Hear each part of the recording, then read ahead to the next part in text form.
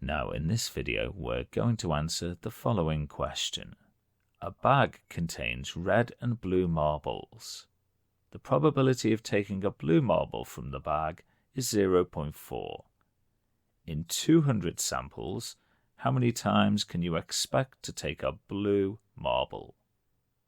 So the first thing we're going to do is write down the probability that we take a blue marble from the bag. And the question tells us that's 0.4. If we take a marble from the bag and repeat that 200 times, we would expect 200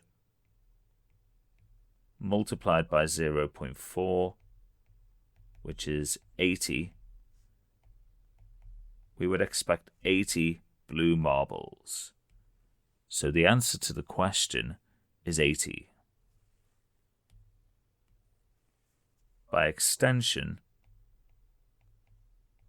because there are only red and blue marbles, we can find out the probability of taking a red marble, which is 1 minus 0.4, and that's 0.6.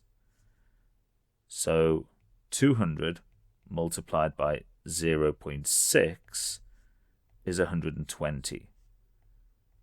So we would expect 120 red marbles, which makes sense because 80 and 120 is 200.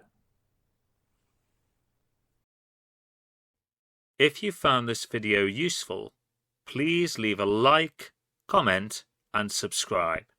Thank you.